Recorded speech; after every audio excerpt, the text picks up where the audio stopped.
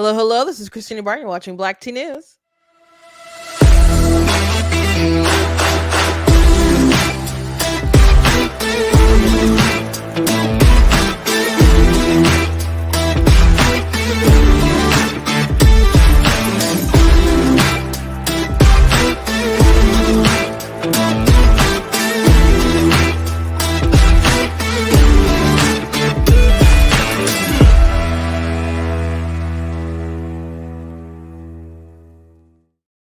Hello, hello. Welcome to Black Tea News. Today we're going to be talking about Ted Cruz, another Congress person.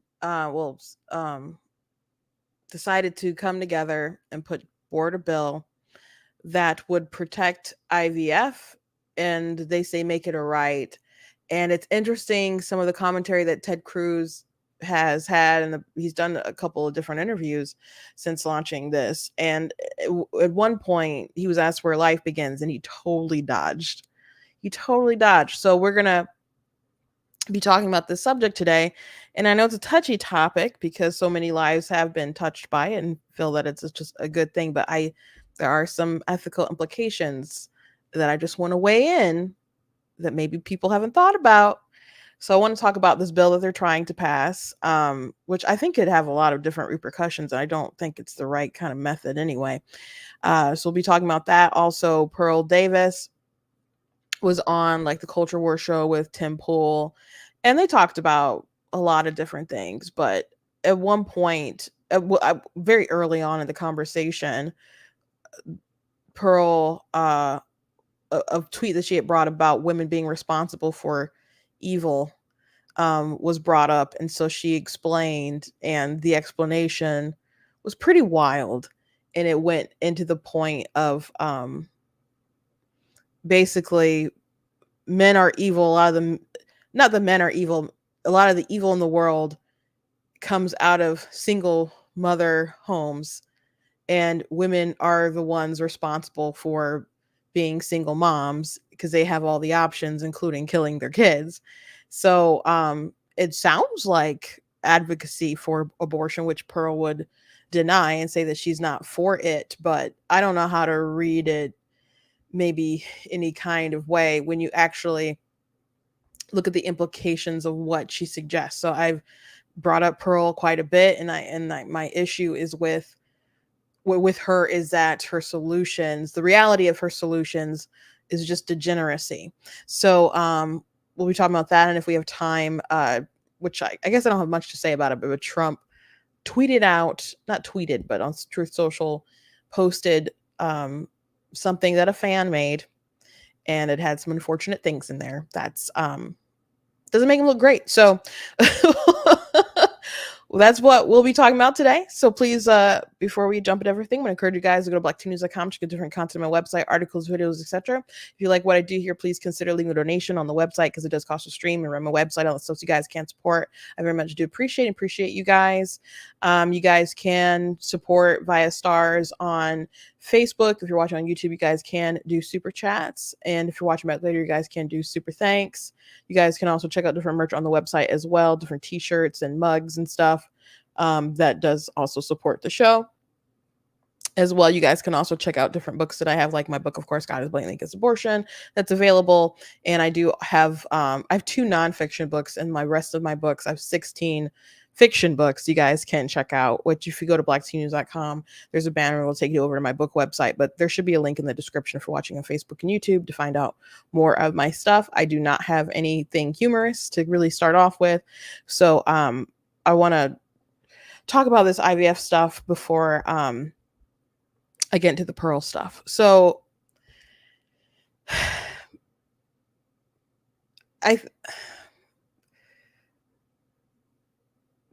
so let's start off with what Ted Cruz is doing. Ted Cruz and Republicans in general are trying to take the high ground back on this IVF issue because in Alabama, there was this case, which we talked about at length on the show before. There was 3 couples who sued an IVF clinic because they're supposed to watch these embryos. They're supposed to have them guarded, and etc. And a patient wandered in, removed them, and ended up killing the embryos, dropping them and stuff. And so the parents, who this is their biological offsprings who were killed, and I'm sure they invested a lot of time and money into these offspring, and they were killed. And so they wanted to sue the clinic for wrongful death. And the courts ended up ruling in the favor that they could be sued, that the IVF clinic could be sued. And people were flipping out about the ruling, saying, oh, well, if they're saying that these are persons, and what could that do with abortion, etc. Now, it wasn't a criminal case. It's all still civil. And they didn't rule that the IVF clinic would lose or anything. They just said that they could be sued according to that particular law. And Trump was quick to jump on the bandwagon of, hey, we need to defend IVF. Carrie Lake and other people, like, we need to defend IVF, no restrictions. I'm like, no restrictions at all? Because there's some not great stuff going on.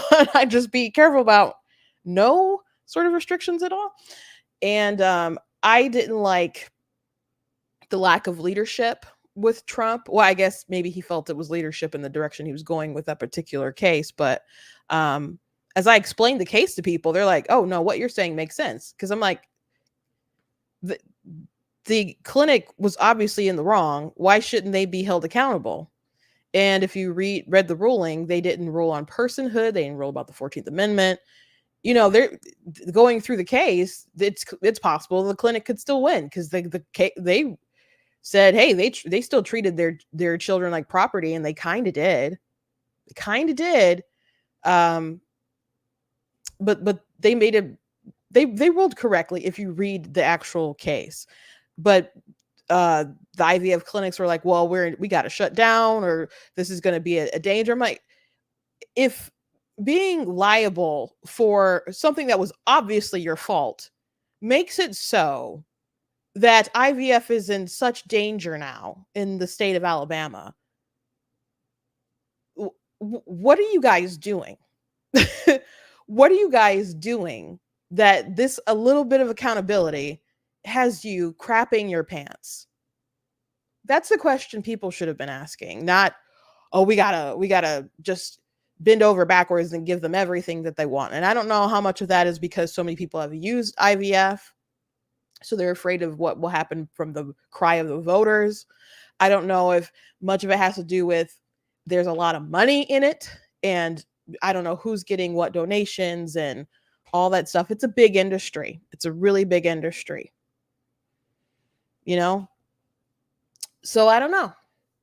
But if they were just honest with what happened and reported what happened, I don't think we'd really have this big war going on where Republicans feel that they need to bend over backwards. So now we're at this point where Ted Cruz is on a train to defend IVF, not just defend it, but make it a right.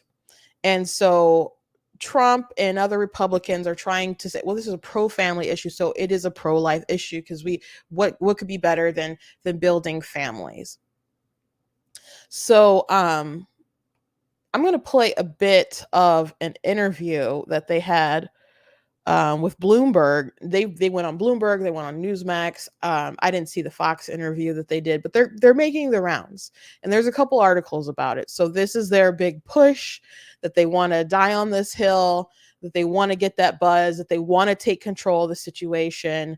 And it is interesting because most people, I would say, do support IVF. They don't really think, I don't know how many people really thought about any sort of moral dilemmas there could be associated with IVF. I didn't think about it, a couple of years ago. I'm just, something that I newly kind of thought about in the past couple of years. So I don't expect a lot of people to be on any sort of train for or against it. But Ted Cruz is a really smart guy. And there was a part in this interview where they asked him, where does life begin? And he dodged. He totally dodged. And there's a reason for that, I would say. Again, Ted Cruz is a very smart man. So it's Katie Britt and Ted Cruz who are pushing this along. So I'm going to play the part of the interview when they get to the question about where does life begin. So that because the interview kept trying to relate it back to abortion, and there were other kind of bills where they tried to pair IVF, like protect IVF, but it also paired too much with abortion. Now there's a reason why the pro-choice crowd pairs it together. There's a reason why they pair it together, and I think pro-life people need to think about that. So we'll get to that, but let me play this section where Ted Cruz really dodges. So I'm disappointed in Ted, you know, and I don't know if this is just him thinking this is how he's going to make his big mark, or he needs to make this kind of mark because he's running or whatever. And I don't know if this was like something he was entrusted by Trump to do, but if I'm going to a Faith Freedom Coalition thing, he's supposed to be one of the speakers, man. If I see him in person, you could bet your bottom dollar we're going to talk about this. I guess some of the concerns from some hard right members of your party would be, is an IVF embryo considered life at conception? Well, look, I can tell you that there is unanimity. I believe all 100 senators support IVF. I don't know a single senator that does not. I don't know a single Republican that does not. I don't know a single Democrat that does not. Okay, I'll catch that. It started really quick, but this woman said there's people on the hard right. I guess we can go back a little bit. I guess some of the concerns from some hard right members of your party would be, is an IVF embryo considered life at conception? Well, look, I can tell you that there is unanimity. I believe all 100 senators support IVF. I don't know a single senator that does not. I don't know a single Republican that does not. I don't know a single Democrat that does not. We ought to be able to find real agreement on a question like IVF. You talk about it, as Katie mentioned, she and I both have dear friends who had their children through IVF, and they're wonderful parents. They love their daughters, their sons. That's an amazing thing. You look at, since the development of IVF, there have been over 8 million babies. Blah, blah, blah. Now he's grandstanding. Again, he didn't answer the question. And she didn't say people within his, within Congress, the Senate or whatever, believe that life starts at a conception. She said party. And there are pro-life Democrats, but the pro-life movement is mainly nestled in the right with Republicans, right? So is an IVF embryo life at conception? Technically, scientifically, yes, life does start at fertilization. And that is something that normally people can just say. Sometimes people don't want to say that if they're supporting some kind of heartbeat bill. I thought DeSantis a little bit when he was defending his heartbeat bill. It was a little awkward because obviously life starts at conception, and you're like, we're going to have a heartbeat bill. It's like, okay, but they were human and alive in those, a little bit before then. The reality of the heartbeat bill is that a lot of people don't know that they're pregnant before that point of time. And so it's essentially kind of like a ban, but you are misinforming people of when life should be protected. So that is an issue with that. But Ted Cruz knows that an IVF embryo is life. It's alive. And in the proper environments, when you are fertilized, you will grow. And you could die. Sure. Not everybody comes to full term in the womb. Women have miscarriages, spontaneous ones. But he knows it's alive. And he dodged really hard. Very smooth, but hard. I encourage anyone who may come across Ted to ask him this question and to make him answer it. Because the issue here is that if it is a life, and he knows this is an issue, he must know it's an issue, is that when people make the multiple embryos because they will fertilize. They'll take a couple eggs and they'll fertilize a couple at a time because you don't know what's going to be successful, what's not going to be successful. Sometimes you might only get 2 and you might implant 2. But let's say you I don't know, you had 11 and 8 were successful for some reason. And you only want 1 baby, or maybe you only want 2 at the max. And you implant maybe 2 or 3 because sometimes they fail or whatever, and you have some left over. What happens to them? They're frozen, they're discarded, they're donated to science for experimentation and other stuff, or you could donate them to a couple. There's a story about a man. Well, I don't know if it was a story, but someone shared it. This couple shared on Instagram, and then it went viral, like on, conservative TikTok, like Ali Stuckley, I think, shared it and stuff. But there was these 2 men, not biologically related to the embryo that was donated to them. They purchased a womb, I guess, or rented a womb, whatever, and had someone carry the baby. Well, it could have been a friend. But there was a womb. Obviously, they don't have a womb, and these men aren't genetically connected to this embryo, and they had a woman carry the baby to term, and now they have possession of a child. So are all these super conservative people thinking about all of the possible repercussions of the right, just saying we don't want any restrictions on this at all? I'm not arguing that there's not a potential way to do it ethically, but they're not going to do that because of it will lower their success rate and become radically more expensive. Like if you actually fertilized the exact amount of children at a time that you are willing to carry, and you can wait and see if that embryo failed or whatever, and we stop the unethical discard, just means of how we discard them, maybe you could make a case. But I'm sorry if you guys can hear someone mowing their lawn outside, but they're like right outside the door. I don't know if you guys can hear it, but I can.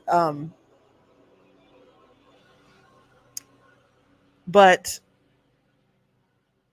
we don't handle this in a very ethical manner. And then you have to do genetic testing or whatever, and you'll see, is this one a boy? Is this one a girl? And I want a boy and I want a girl, or this one's not as good as the other one. And so there is some eugenics involved in it as well. So if it's a life, why are we purposely creating them and then killing them? Now, I was thinking earlier about all the comparisons to this and abortion. Again, they pair this stuff together for a reason. Think of like Planned Parenthood. We know what they do. Planned Parenthood, they kill babies. They do other things. They usually, people get mad when you call it an abortion mill, abortion factory. Like, they do other things. Yeah, but they mostly just stack stuff or attach stuff. Like, you might go in for an abortion, but they like, okay, well, let's have a pregnancy test and let's have a STD test, and they might do some other stuff. And even though you come in for an abortion, maybe you had 4 services. So that's how they amplify their numbers. But they're an abortion mill, right? They're an abortion factory. So, but they don't sell abortion. That's not what they do as an organization. They sell parenthood. Like, they sell Planned Parenthood. That's what they do. So they sell the idea that you can control your destiny, you can control your fate as when you want to actually parent a child. When Michelle Williams gets up on stage and she talks about, oh, I couldn't have, done this, got this Golden Globe without access to abortion and planning my family the way I wanted to plan it. We all go, gosh, she sacrificed her child, and that's pretty evil that she did that. and other people are clapping like, yes, queen, yes, we need abortion access so we can plan our families. And there's a lot of women who will have abortions, and most of the reasons are like financial. They don't feel that they're ready or whatever. Maybe they don't want to raise a child alone. They, interfering with the job, etc. But they're lifestyle reasons usually. But I've seen many people say, well, I want to have children at a time when I can take care of them, I can afford them. So they are trying to plan when they will be a parent. Unfortunately, you're already a parent and you're deciding to kill your child, and that's obviously a bad thing.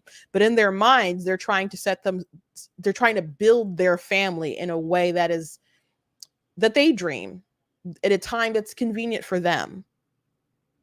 And if they have to sacrifice a child here to build that family of their desire, then they convince themselves that that it's right for them to do that it's good for them to do that it's maybe even noble for them to do that. And if they can't really convince themselves of the nobility outright, they might go the route of, well, yeet is the fetus, it's not alive, etc. But whatever they have to tell themselves to, at the end of the day, say, I made the right call for my family. And people who claim they have no regrets will say that, I made the best call, and now, I have this money, and I aborted that child here, and that's why I have these 3 kids here. So they sacrificed the one kid for all the others. And I still hear that, and that's all pretty sick to me. But Planned Parenthood, again, they sell Planned Parenthood. Like, I worked at Micro Center once upon a time ago. We sold computers. Selling computers is what we did. We fixed computers, etc. Blah blah blah. But what we sold to the public was a solution. You don't just need a printer. You need to make sure that you have the ink and the paper and all these things.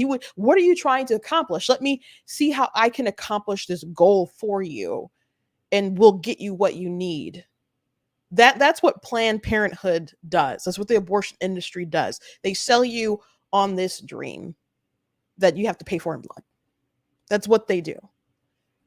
So in the case of IVF, a lot of people really relate to the need and the desire of wanting a family and being at a crossroads where you can't have one. It seems like physically it's gonna be a no for you. Like, it's impossible. You've been trying, etc. You don't know what to do. So you have this opportunity. And again, if they take out several eggs and they fertilize several of them, and maybe you only want one, maybe you only want 2 max, and you have multiple embryos that are left, what happens to them? So it's a good thing. It's a noble thing, I think, to want to have a family and to build a family. But the question is, that I'm assuming makes a lot of people uncomfortable, is at what cost? At what cost? Now, if the life doesn't start at conception, if it's not actually human and alive, then it doesn't matter. If you don't think, they're alive until they're out of the womb or something, or if they reach some kind of sentience, then none of this matters. But if you are of the opinion, and you will argue with a pro-choice person until you are blue in the face, that life starts at conception, that there is a scientific consensus that your life begins at fertilization, that's when the moment that you came into existence. And those are the things that you say all the time. And you claim that you believe that with all of your heart. Then why are you purposely creating these children, especially these extras? Because you're going to pick out which ones, are the most suitable to your desires, and you're going to scrap the rest to build that family to fit your desires. It sucks to not have children. It's painful for many people, especially couples who've been trying for a very long time. But again, I have to ask, at what cost? Ted Cruz says he knows a lot of families that have used IVF. No doubt. They're all over the place. But you are likely sacrificing your other children to get this result that you want. And I'm not saying it's not possible to handle things in a more ethical manner. Well, we're definitely not, and we're not heading there. That's not where we're headed at all. So you could say, well, those things are different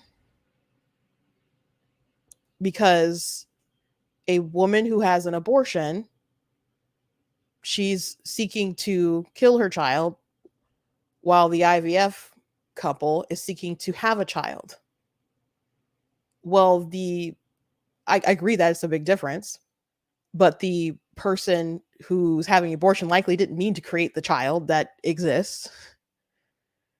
And so now they're, again, sacrificing that child for the future that they want, maybe the future family that they want in the circumstances built to their design and their desire. And the IVF parents are purposely creating children that are going to be killed or frozen in time or donated to science or whatever. So they both involve sacrifice. They both involve sacrifice. So again, Ted Cruz is a really smart guy. He's a really smart guy, brilliant, I would say, and extraordinarily conservative, supposed to be particularly religious. So for someone to say, or to ask the question point blank, are IVF embryos alive at conception? And he dodges. That's excellent political craftsmanship there to just jump over that and not deal with that. You know, I like you, Ted, but you are a politician. I'll give you that. But there's a reason why they don't want to answer that question. There's a reason why they don't want to answer that question. There's a huge disconnect here. Again, if you've argued until you're blue in the face with these pro-choice people about about abortion, and say it's a life at conception, and at conception, that means it should be protected. But you're like, oh yeah, IVF all the time, every day. That doesn't make any sense. That doesn't make any sense. So again, we ask the question, at what cost? At what cost? Because you can say, well, no, it's a reasonable cost. Why? Because it's an embryo and not a couple weeks bigger as a fetus? Because it's the same person. The only way to justify this is to just not see them as a person until further along in the development. Because even you can't say that it's the womb that makes it all the difference, because we could get to the point where we just have artificial wombs and you could just grow a person without a human womb at all. And those people I would assume we'd still want those people to have rights and be protected at some point. We couldn't just say they're never going to emerge from a womb. So the womb emerging from the womb can't be the thing that makes them human and alive and have rights, which was something that was touched on in the Alabama case. So is it consciousness? Are you about to move your whole entire worldview to keep IVF intact?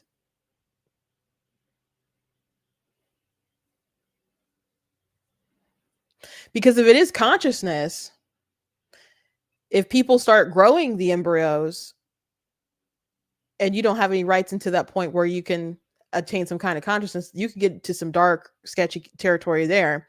When Trent Horn was debating Destiny, he kind of was testing how far his logic would carry him. And at one point he asked him, like, okay, what if we could do something to the fetus where they continue to grow, but they don't have any form of consciousness? And would it be inappropriate to use that person as a sex doll? And Destiny bit the bullet and he said no. And Trent was just kind of like, well, we'll just have to let the audience, decide on who's right there. And it was, of course, disgusting, but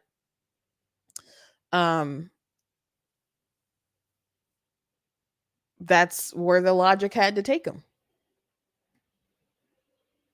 So now what is actually in this bill that him and Katie Britt are proposing?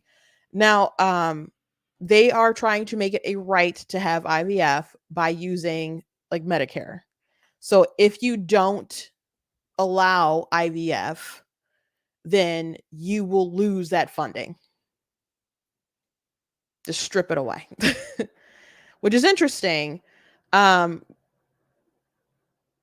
It's interesting that that's, I guess, how they're describing how you get rights, that the government starts paying for stuff. I don't love that, but they're aware that if you attach something with government money, it feels like it is basically solidified into our society in that way. But to basically hold a gun up to everyone else's heads, be like, well, you're not going to get money for this, you're going to get money for that if you ban IVF. Now, in his interview with Newsmax, they asked about different restrictions or whatever, and he said that would be up to the states to decide what sort of restrictions or whatnot. I can't remember what specific thing they asked about, but that would be up to the states. But what the states cannot do is outright ban IVF. Now, what if the Democrats are just like, hey, let's put together a bill that says any state that outlaws abortion cannot get Medicaid funding at all. I mean, like, two could play at this game. That's what that's what Biden does with if you don't, you're not going to get federal funding for your schools if you don't allow boys and girls bathrooms and other stuff like that.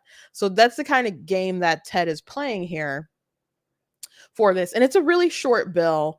And I mean, I could read it to you guys, but that's basically all that it is, that they're going to deny that funding. I don't know if it's Medicaid or Medicare. I think it's Medicaid. I'm trying to pull up the document that I just had on my phone. It just like clicked out on me. But that's essentially what the bill is. So I am not a fan of what he's doing.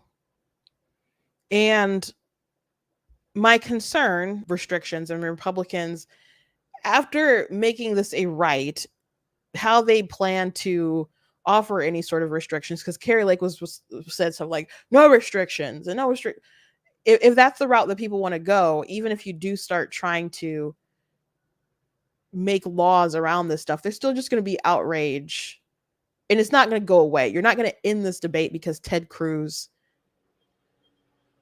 threatened all of your funding. It's not going to stop. And you're not going to be able to make the case that Republicans or the people on the right aren't trying to do something about IVF, because there's plenty of pro-life organizations or heads of them that do not like IVF and are openly speaking out against it.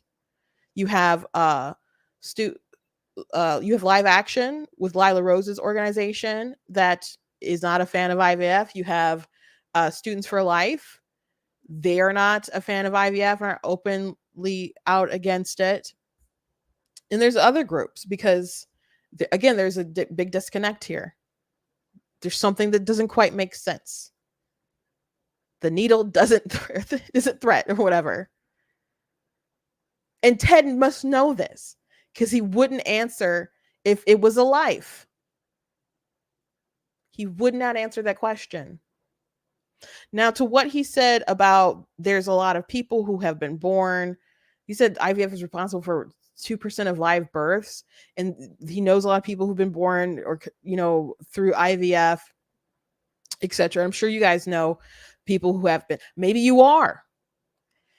I don't think that's a good reason to keep it around or to advocate for it, just because well, for example, a lot of people are born out of wedlock. I wouldn't say, hey, if you were born from a one night stand, that should be a way that we should conduct ourselves in society. There are people who are conceived after crimes, literal crimes, and they're lovely, wonderful people whom their mother truly loves and appreciates, and people around them truly love and appreciate. That doesn't mean what happened was the way they came into the world was a good thing. So just because there's good that comes out of something that is bad doesn't mean that that's a good reason to continue the thing that is bad. And I guess that's the debate. Is it a bad thing? At what cost is too high? And if you're going to take that energy with the abortion bad, don't even take plan B, we don't want heartbeat bills. We want the lives protected all the way. If that's your opinion, which it really should be if you're going to be consistent, like all the arbitrary lines don't make sense. Why wouldn't you carry that over to IVF? These are questions people need to think about.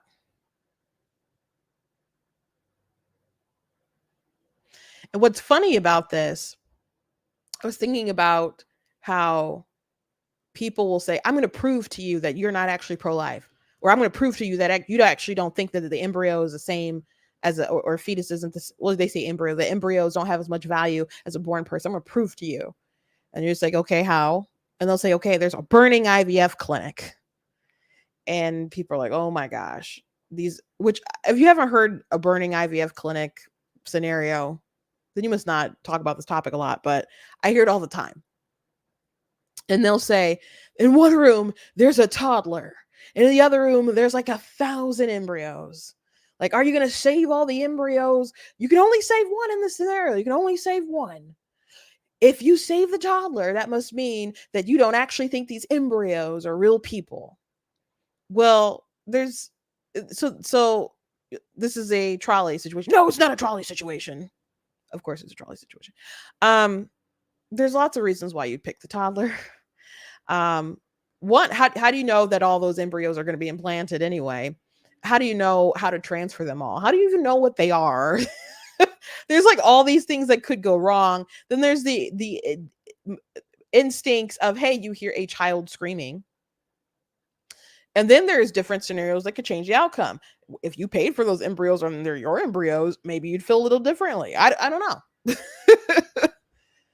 But even if I've seen people say, I'm going to pick the embryos, but to be controversial, I'm sure, or just to prove a point that suddenly doesn't dehumanize the baby if they pick the baby. So that's what usually they go with. But they could just say, I'm going to prove to you that you don't think that an embryo is the same as a toddler, and just say, hey, how do you feel about IVF? And sometimes I am asked that by pro-choice people, and I'll say, I don't really support IVF. But then they'll just say, oh, you want to control women. And then they'll just resort to their normal talking points. But they do see it as a gotcha, because there is an inconsistency there. So another thing, my sister said, can you carry 1,000 of anything? I don't know how they be in the canisters or whatever. It could be 1,000, it could be 100 or whatever, but they're like, it's like 100 lives or 1,000 lives, etc. Yeah, that they do that all the time. The sadistic choice, as the Green Goblin likes to point out in Spider-Man 1 with Tobey Maguire, the original goat. There was one more thing I was going to bring up, but it just escaped my mind as I was reading your comments. So I'm going to go ahead and move on, so I'm not terribly past an hour today. And I got to get to this Pearl stuff because it's going to take a minute. So I was just going to play a clip that was like 2 minutes, but I think it's important to get some more context in here. Now there's a clip from Pearl on Tim Pool's Culture War shows, and Lauren Chen and some other people are on there as well. And Lauren points out, like, I'm glad to have this conversation with you because sometimes you tweet things and I don't know if you're just trying to do engagement farming, because then I'll watch a video and you have a much more nuanced take. That happens sometimes. A lot of videos are really crazy too. But Pearl was just like, what do you mean? Like, I tweet, tons of things. You have to be specific or whatever. And I don't know.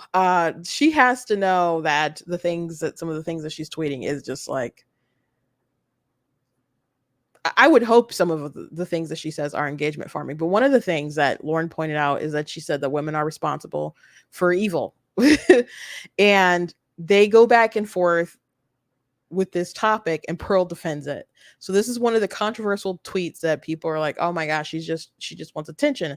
And Pearl's here doubling down and defending this point. So we're going to watch this conversation. Unfortunately, it's going to be about 10 minutes long.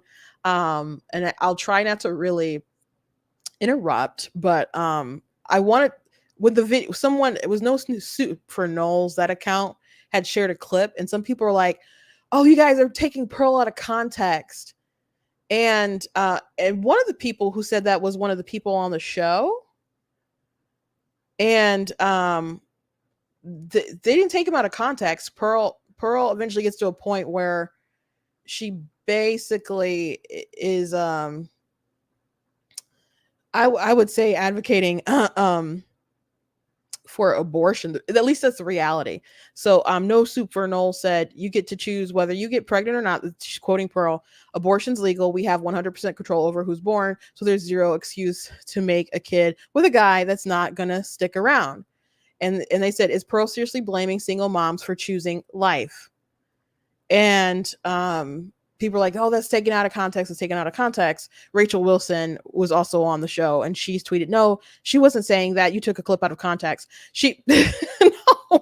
No, she didn't. She didn't. So we're going to go through this whole kind of conversation so you guys can see that. And I keep repeating this. A lot of what Pearl the reality of what she advocates for promotes a culture of degeneracy.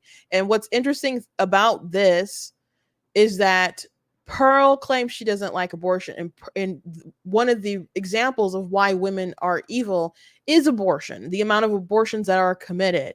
And she'll say women are more abusive than men and less nurturing than men because they abort their kids. And men can abort their kids. They can support women aborting, they can pressure, they can pay for the abortions, but they are not the abortionists. They cannot have an abortion themselves.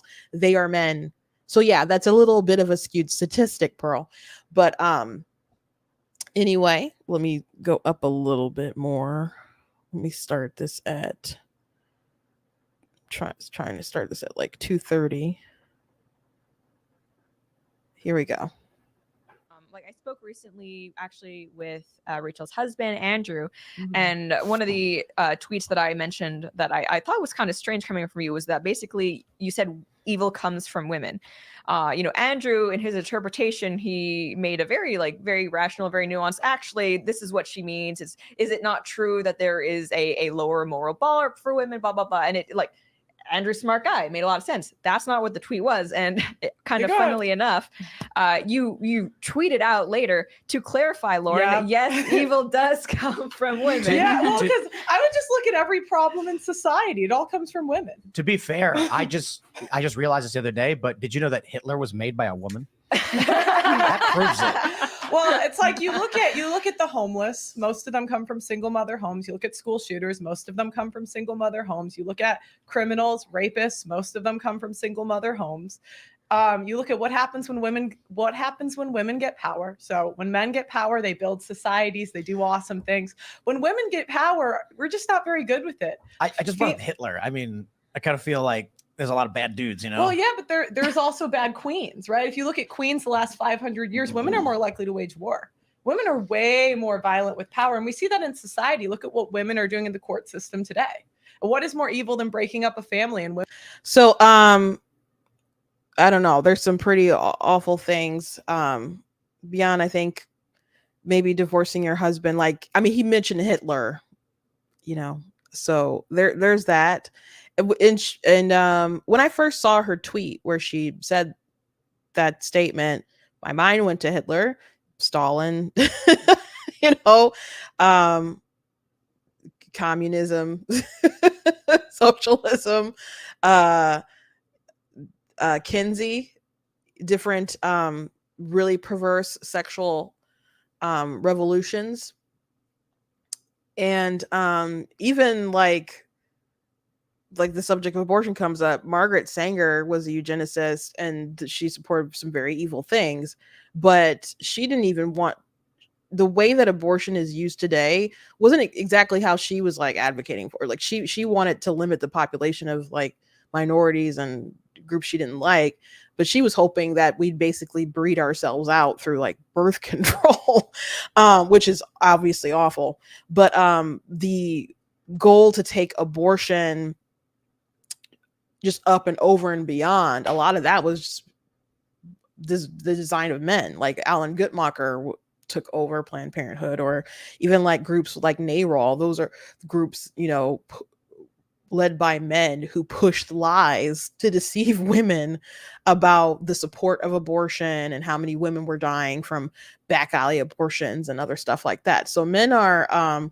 capable of a lot of evil, and I'm not saying women aren't, but that it just comes from women, I think that's an interesting take, especially to have the goal to say that after someone's like Hitler, it's just very interesting.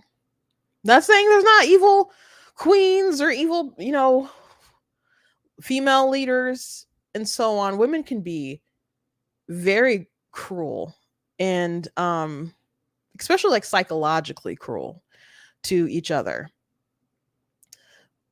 But there's this very uneven perspective that she has here that it has always been clear, but I think gets quite clear.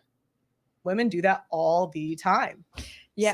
So yeah, I would say most problems in society come from women. So that's interesting because I watched your conversation with Michael Knowles, which I thought was really interesting. And in it, you were very adamant that people need to take responsibility for their own actions. So when it relates to women, it's not really an excuse to say, oh, well, feminism brainwashed me. You still made the decision to sleep around. You still made the decision to get an abortion. I think if you get an abortion, you're responsible. Okay. Right. Shouldn't we have that same standard when it comes to the rapists, the men? You made a decision, you're responsible. It's not really like, oh, but my single mother. Like many people have, and they are responsible. They go to jail for it. But you have to look at, there's significant differences between single mother and single father home. And I can't help but notice that they are responsible for it. They go to jail. Like, but the women are responsible for the evil. Like, if you want to say like women are not held accountable to the same degree that men are held accountable to, I could agree with that. I mean, there was a story the other day about a woman who was poisoning her husband, and it was on video and stuff, and she didn't even get time like for that. She got like probation. I'm like, she tried to murder him. So like she kept like poisoning his coffee, and there's all kinds of different circumstances in which we don't want to hold women accountable, including like in the abortion debate, and how every pro-life law basically doesn't want to hold the woman accountable. There was a conversation between Abolitionist Rising and Joel Berry from the Babylon Bee. That's worth your time watching. All the ways that Joel's bent over backwards to not hold women accountable for, because the Abolitionist Rising, abolitionists say like if you did the evil, then you need to be held accountable for it. And it's not that they're picking on women. It's just like, you are killing a human being. Why wouldn't you be held accountable for that? So I could agree with the take that women aren't held to the same sort of standards that men aren't held as accountable as men. And this is one of the reasons why Pro claims that she's harping on women, because we don't hold them accountable and everyone else holds men accountable. And I could understand, at least at first, but she's has a very skewed perspective on life, and maybe some of it's for clicks, and maybe she believes some of it, but yeah, you can't just say the rapist goes to jail. And Yeah, so he's accountable for the evil that he did, not a single mom. Okay? That just wasn't a good rebuttal. All of the men that seem to lack morals, they were raised by a woman. Right, but is the answer then that evil comes from women? We are kind of leaving out the fact that, yeah, a man actually left the parent or his family in that situation. There are some situations where a woman doesn't want the man there, but most of the time men don't leave. Women are the ones that overwhelmingly leave. And if you really dig it, if you actually do the work and interview men that are the known to be like deadbeat dads, most of the deadbeat dads don't really exist. They're exceptions. They're not the rule. So, and if you actually do the work and interview these guys, there's men that have spent hundreds of thousands of dollars fighting for their kids. And unfortunately, we're in a society where women can claim abuse. You know, they can say he emotionally abused me and not see his kid for years. What's real quick, what's the stat? I know that there's stats on women initiating divorce more, but how do we say that, fatherlessness is predominantly driven by women? Is that what you were saying? Yeah, because women are choosing to leave, and the number one reason is irreconcilable differences. But that's when you're talking about single mothers who are a result of divorce. If we're looking at single mothers who were never actually married, it's a very different group of people. But the whole point is women have all the power here. We have a million choice. You get to choose whether or not you get pregnant. Abortion's legal. So we are 100% in control of who's born. So there is zero excuse to make a kid with a guy that's not going to stick around. Zero excuse. None. I mean, I would also say there's zero excuse for a guy to not stick around. Well, but so there's zero excuse for women to have children with guys who aren't going to stick around because they could off them. Because they could kill them. Women are bad because they have abortions, but by the way, all the evil in the world, or a large chunk of it, the men who are evil are produced by single mothers. And if you don't kill your children that the fathers don't want, you are responsible for the serial killers and the rapists and etc. Not the people who commit the crimes, not the individuals who are, I assume, grown when they likely do these horrific things. They're not responsible for their evil. It's the women who are accountable for the evil in the world because they didn't kill them. But if they do kill them, that is also evil. I wish one of them would have asked her, what is more evil?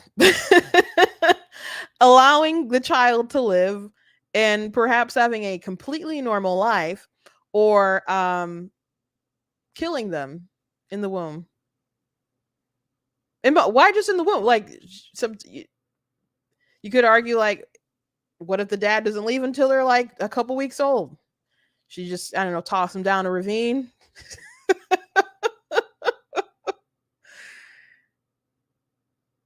Psychotic. But the issue you're getting is like, because you're basically saying, but what about the women though? When we're talking about the man leaving, but the difference is men cannot opt out of fatherhood. Women can opt out of motherhood. And I think we would both agree that you should not be able to opt out of motherhood. But right? we can, and it's And not like my point. But should whatever, like abortion's legal. It's here to stay. Unfortunately, I don't say this because I'm happy about it, but I mean, in the UK, they're introducing a law where they want to make it legal up to birth. So abortion is legal. And right now, men are not able to opt out of fatherhood. Only women are. Only socially, not physically. Women in the United States overwhelmingly have the right to abort. Correct. Or are allowed to abort. Mm-hmm. Men don't have any say whatsoever. But socially, I looked it up. It says, according to the U.S. Census Bureau, 20.2% of fathers, about 7 million, are absent dads. They don't live with their minor children. So right, but why? Right. So this stat doesn't literally mean that 20% of fathers are like getting up and saying, later, kid, I'm going to buy scratchers, and then disappearing. Mm-hmm. But my point was just that of this, you have men who are like, okay, you're having a kid, I'm leaving, you'll never see me again. Well, but you don't understand the circumstances, because a lot of times women make men dads that don't want to be. They're like, this is something casual. This is, situationships are really common. They know that man will never commit to them, and yet they still make the choice to have his kid. I think in those situations, if we can legally opt out of motherhood, they should be able to legally opt out of fatherhood. We have all the power now don't make a kid with someone that doesn't want to be a father. I see. You're saying I think that applies equally to, and this is why I don't advocate for promiscuity. Don't sleep with someone that you are not prepared to have a child with. But should, but what's happening is what that's like, this isn't a dream world, this isn't like Make-A-Wish, society promiscuity is going to go, it's not. So I mean, it's far more likely that you could get rid of abortion than I think promiscuity, but yeah, you don't live in a dream world. But Pearl will complain about people on the right, like they always talk about how things ought to be. But Pearl does the same. She talks about how women should behave and how the laws should change and to benefit men, like in a divorce situations or whatever. So she is advocating for the world to be different. So when people start expressing how the world should be different in a more moral direction, you can't just be like, oh, abortion's not going anywhere. But why do you make arguments that pretty much advocates for abortion? Why do you encourage, whether you are directly doing it, you're definitely indirectly doing it at the very least, why do you encourage perversion that continues to create the need for this degeneracy and death? That is the reality of Pearl. And when they're questioning, like, well, these men leave, they're just like, well, why is that? Why is it? It's always the woman's fault. Somehow, some way. There are guys, and even there's men who don't want to be a father, and they just opt out. And these women, like, kind of like, how dare they have these kids? The men don't want to have. There's just no call for the men to be responsible. There's no shame on their part. Pearl's like, I don't want to tell men what to do, but you can say that all day long to women. But yet she's blaming women for the evils in the world because they're not killing the children of these men who apparently don't want kids. Now, to say that women can opt out if they want to, so men should be able to opt out, you can make that argument for child support or something. Like, if women could get to say that they don't want their kid, then men should be able to say, well, I'm not paying for that, or I don't want any legal rights or whatever. That's an argument you can make. But just to be like, well, it's women's fault, they should kill their kids. And I'm not saying that she's saying that they should do that, but they're responsible for the evils of the world if they don't do it. That's what she's saying. That's the context. So there's a couple more minutes I want to get through. Oh, I'm talking about what's happening. Go ahead. Are you saying that a woman who sleeps, like, let's say a woman, we'll start light. She sleeps with a guy, gets pregnant, and then realizes this guy will leave her, doesn't want to be a dad. Yeah. You're saying she should get an abortion? I'm not saying should or shouldn't. I'm saying women have the choice to right now. Men do not have the choice to opt out of fatherhood. Should or shouldn't. It's almost like, okay, I mean, this is where I get frustrated with conservatives. It doesn't matter what I say. Women are going to abort their kids. It's not going to become illegal. So if we're in a society where we can legally not be mothers, if we don't want, why can't men legally not be fathers? I get that. Yeah. But the question I'm thinking of is, you're putting. Mm-hmm. I'm going to let Tim finish here, but you can say, first of all, we've made tremendous strides with very difficult things ingrained in our society where there is financial benefit and slavery, I guess, is the thing I'm thinking of. Like, that was totally ingrained in our society. People fought for it, willing to die for it, and people could assume that it probably wasn't going away, especially after, like, Dred Scott, for example, which is pretty tremendous when you read, like, the writing of, like, Frederick Douglas, who just was not discouraged, at least not on paper anyway, after such a terrible thing, because his thing was God's going to get the final say in all this. If Pearl wants to advocate for a better world, she could. if Pearl wanted to fight to end abortion beyond like just saying it's evil and women are evil for doing it, but at the same time, it seems like she's encouraging women to do it. She has a really big platform, and maybe she should have a couple of abolitionists on to discuss these conversations. Maybe she could convert a lot of dudes, which I'm assuming most of her audience is probably dudes, into this particular ideology. And that's how you start changing the culture, by making your case. That's how you start changing the culture. That's what the abolitionists had to do. That's what books like Uncle Tom's Cabin changed society, opened up people's eyes to the evils of the world. People have to start seeing it, understanding it, because the reality is that most people don't want to be bothered. They don't want to think about a lot of these things. You know? So it's just apathy that is probably part of your largest problem. There's a lot of very passionate people on these subjects, but a lot of people are just apathetic to it and haven't thought it through and don't see why they should be that engaged. But if Pearl wanted to make a big difference about ending abortion, a lot of people have big platforms, and they could, if we all got on one accord, I think it would make the best difference. But Pearl could be part of the solution instead of being like, oh, it's just never gonna happen. Why do you have a platform at all? Why are you talking at all? Because you hope to inspire some kind of change. Why are you making a documentary about divorce? Because you want to inspire some kind of change, I'm assuming. Or maybe it's just money. Maybe you're just grifting. That's a possibility. but I would assume there's some sincerity as wanting to make a positive change. Maybe a speck. It's got to exist at least a little bit. I don't know if it's all for clicks and cash. So be part of the solution. Don't be like, oh, conservatives, that's how things ought to be. Everyone tries to advocate for how the world ought to be, not just looking at how it is. Bad people, good people, people with evil intentions, good intentions, we all are trying to move the needle some kind of way. We're all trying to advocate for a more just society in our different particular worldviews. So why don't you just advocate for people to do the right thing? It's easy for her to shame people up and down for having abortions, but she pushes ideologies that frankly encourage them. A lot on women as those who are responsible for single parent, like single mothers. And what I'm trying to understand is you're saying because women can choose not to be a mother. Yeah. You said something to this effect. And the guy can't. That means the woman has decided to have a child knowing the man will not be there. At times, yes. At times. So I guess my concern then is like, let's say there's a woman who deeply loves a man. Okay. And she says, let's get married. And he says, yes. And then they do. And then she says, oh, hey, you know, on our honeymoon, I got pregnant. And he goes, no way, I'm not doing this. I never wanted to have kids. I'm filing for a divorce immediately.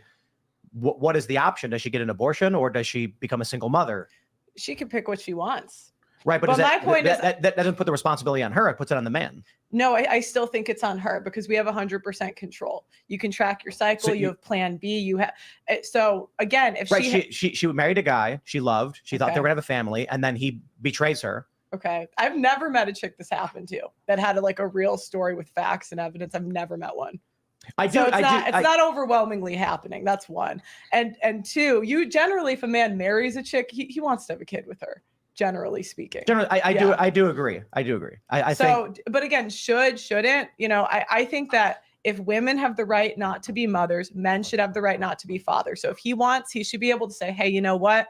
I don't want to be a part of this kid's life. I want to opt out of child support for 18 years. You want to have the kid? Good luck.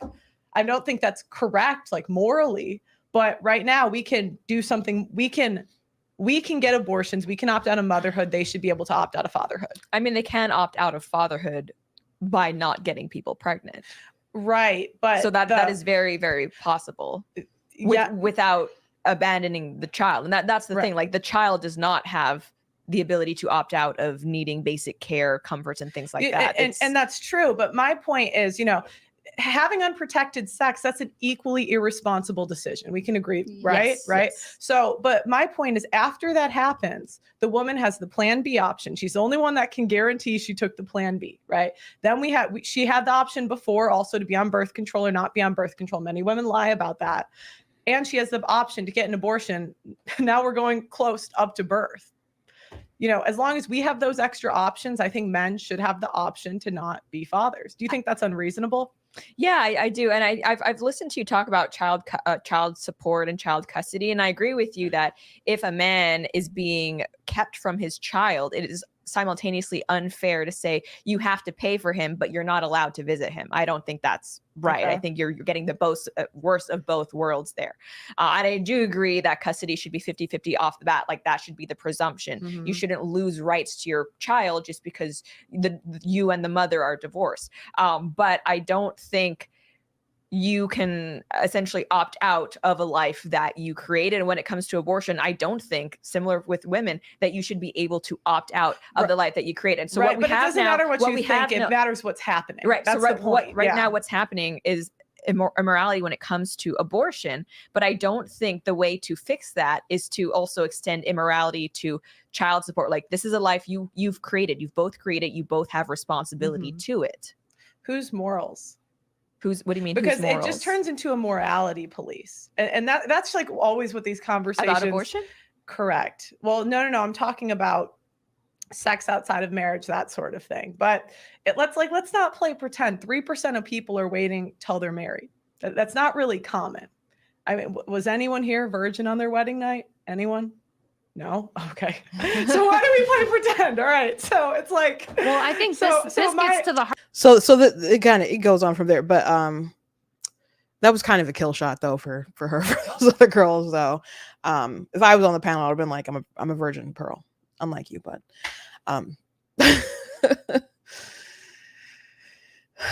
oh, so anyway,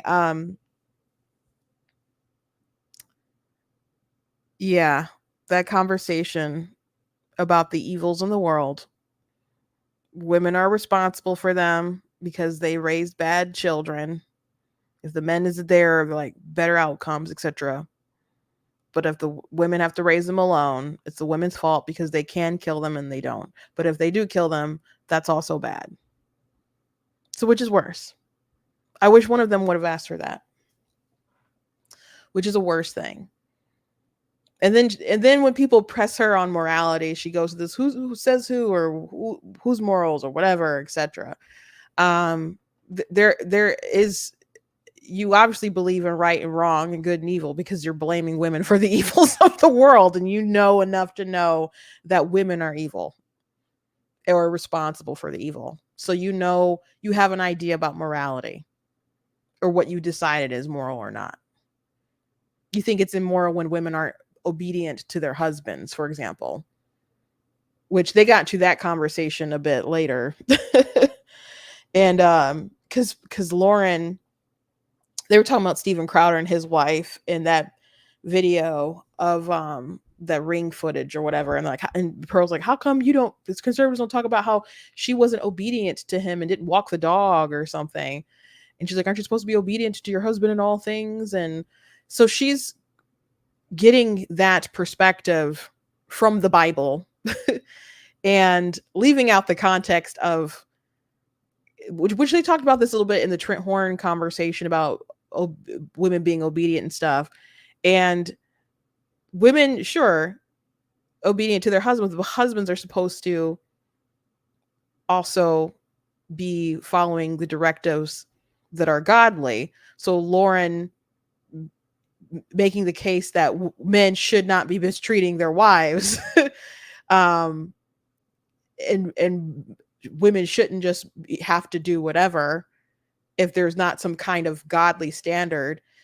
But Pearl was making the case that it's even wrong for Lauren to believe that men to tell men that they shouldn't talk sideways to their wives, and that's out of order if they do that. No, it's not out of order to say that people should behave more godly. That's not out of line. That's not out of line. that if you're being verbally abused, which she doesn't believe that you can be verbally abused, that if you're like, men shouldn't do that, if you say that, then that's wrong in Pearl's eyes. So anyway, again, the sort of things that she advocates for just lead to more degeneracy. I don't know how to go through that conversation. And for Rachel Wilson to say that No Soup for Knowles took it out of context, she is blaming women for choosing life. She is blaming single moms for choosing life. And I don't, as Lauren pointed out, there's a lot of single moms because people never got married. I don't condone people going out there and fornicating and making babies and all that kind of stuff. It is a reality of what's happening. People do need to, I would encourage them to wait until they're married and they find someone worthwhile marrying. It's just better for the whole family as a whole, structure as a whole, and society, I would say, because a lot of issues do arise out of, situations where you don't have a family sort of intact in that sort of way. But to kill your child is not good. It's not good. And she keeps mentioning Plan B as if Plan B, Plan B is supposed to prevent like implantation. So, Secular Pro-Life had wrote an article, I think, implying that Plan B didn't exactly do what people expect. So I got to read a little bit more on it. But the reason why like Hobby Lobby, for example, didn't want just to pay for Plan B is because they're like, this kills a baby. We don't want to do that. So to separate those, I don't, it implies that she has some interesting stances on the topic overall. But anyway, last thing I want to mention about this particular topic is that there was another clip going around where they were talking about Harrison Butker and his speech, and Tim proposed a scenario of like what, if he was asked like whether he could keep his kids or he could keep his career, like his wife and his child, he's the kind of person that would keep his wife and his child. And Pearl had an interesting take that I'm not surprised about at all.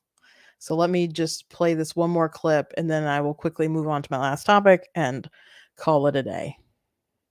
There's the point in his speech that none of these people are sharing, where he says he met his wife in middle school. Yeah.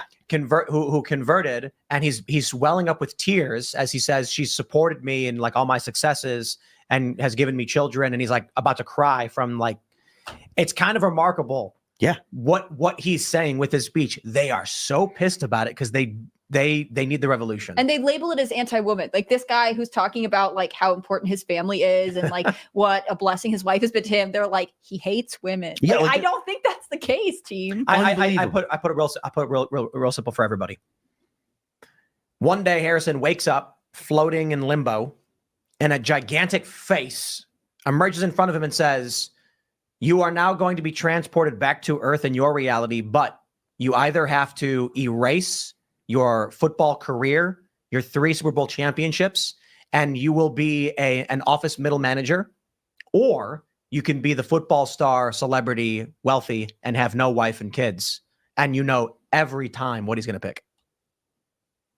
I think, and I wish that was something that we wanted as a society, right? I feel like we just decided that we were anti-family at one point, and we've contributed on. And this isn't true for all cultures. I mean, we didn't decide that. I would pick the football. He could just get another wife.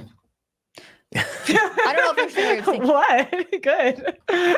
But that's funny. He would never do that. Mm-hmm. Yeah, I'm not. I don't know. This world is built upon the corpses of men who threw themselves on grenades for other people. Yeah, I think that's something that men don't get enough credit for. That have you seen they're called to sacrifice? Have you? So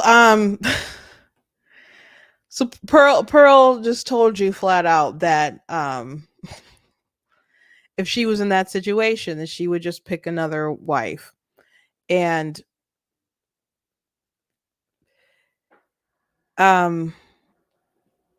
so the relationships that he's forged with the woman that he loves is less important than the fame and the money. That her as a human being, individual, made in the image of God, is less important than the money and the fame, which will fade one day. You can't, or it may not fade till his, he could die rich, but those things aren't, material things aren't the most important thing in life, especially if you listen to a speech. But what about his kids? I don't know how many he has, but we're talking about a unique human individual. And in this scenario, if you had to get a different wife, I guess you could have different kids, but you'd be erasing the children that he has from existence. That unique individual you'd never get back. So Pearl says that she doesn't support abortion or whatever, but you saw a pretty strong scenario where she basically said the least you can do is kill your kids for the betterment of society.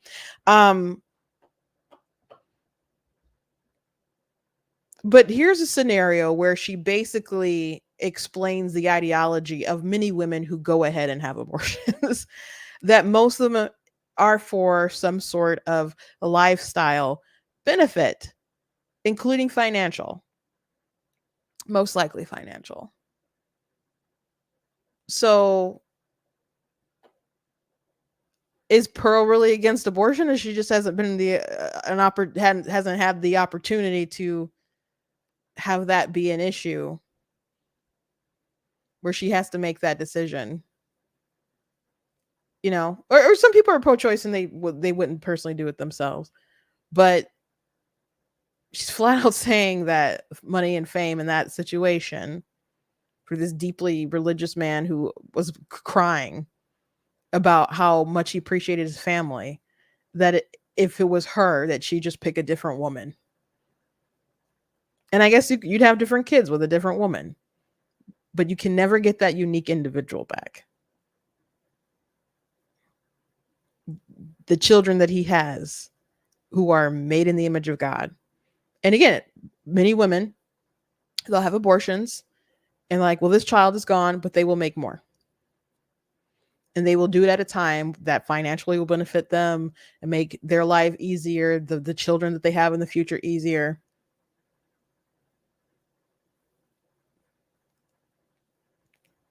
Her ideology, it just breeds more sickness. It's not a good way to go. It's not a good way to go.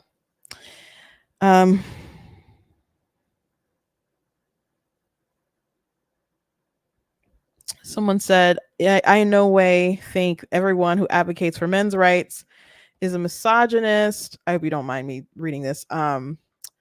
Or hates women, but it's hard to listen to Pearl and not think that she despises women and worships men. Trent Horn asked her if she simps for men, and she said no. I was like, that's cap. But I don't know how much of it is her legitimately hating and how much is for clicks and giggles and stuff. But and what's scary though, in the comments of Tim Cass' episode, people were like, I expected to not like Pearl and be on Lauren's side, and I actually came out liking Pearl. And I'm like, how can you go through that beginning segment and have an opinion? And this clip that I just played was from a different segment show, but how can you go through that beginning, like the first 12 minutes, and not walk away thinking this woman is evil? Like she said, women are evil. Evil comes from women. She's one of the producers of such a thing. And all the simping in the world for men will not just erase that. So, you know, Lauren tried to give her, I guess, a bit of a benefit of the doubt. Benefit of a doubt was saying like, hey, some of these crazy things that you say on Twitter, they're outrageous, but you know, some of it perhaps is just for clicks. And Pro's like, no, I actually think women are evil. They're responsible for it. So anyway, I guess I will keep talking about her as these crazy things keep happening, at least to correct and hopefully inspire some people to walk away from the Pearl train. But I am glad that many people, at least who claim to be conservative, have been kind of opening their eyes to the sort of degeneracy that she promotes. Last thing I want to mention before I let you guys go is that Donald Trump on Truth Social, he unfortunately shared a video that had some Nazi stuff in it. So and so people are of course saying stuff, and you know, Joe Biden was on it, you know, and the reality of it is that I don't know if someone purposely put that stuff in or if it was a template from like footage from like World War I that they just kept in there and put some Trump overlay stuff on top, and it was just, you know, an accident, or you know, maybe he's being trolled by people, or maybe they're savvy white supremacists who are making good videos and Trump can't help himself. He needs to stop sharing like this fan stuff or whatever. Like he was really into the God Made Trump video that I found to be pretty grotesque, and made by a very grotesque person. And he pays people for a reason. He pays people for a reason. I know he likes the hero worship, but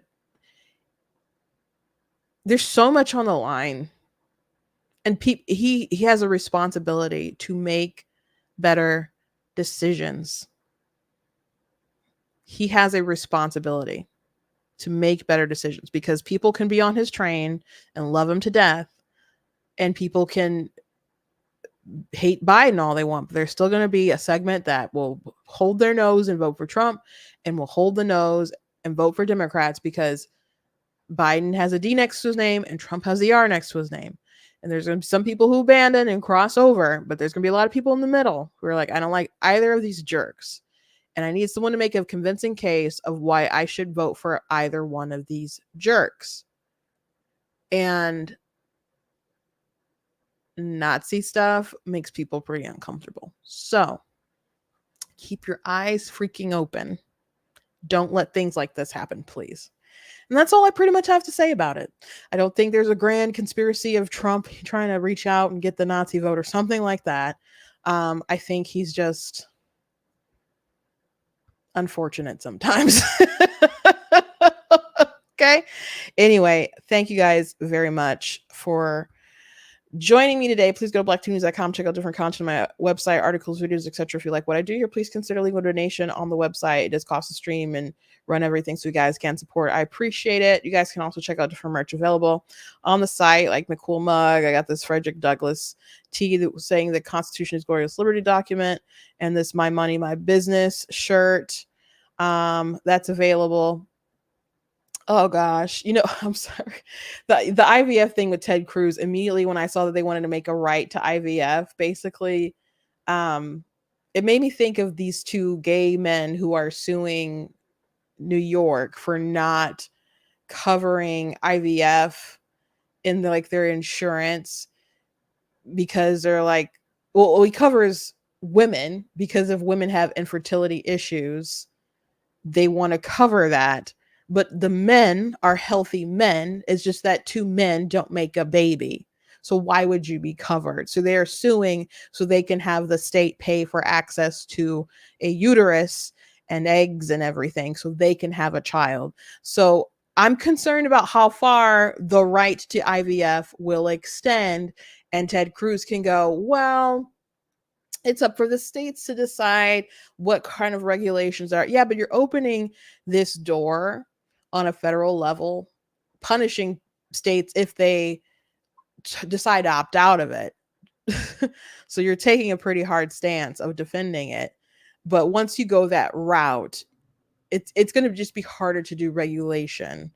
And if people are going to argue about how it's regulated, you're not going to stop the discussion, which is why I assume that you're probably introducing this legislation. So you're not going to accomplish anything long term other than probably making things a lot worse and making people look at you sideways because you can't answer when does life begin anymore. Anyway, thank you guys, and I'll see you tomorrow.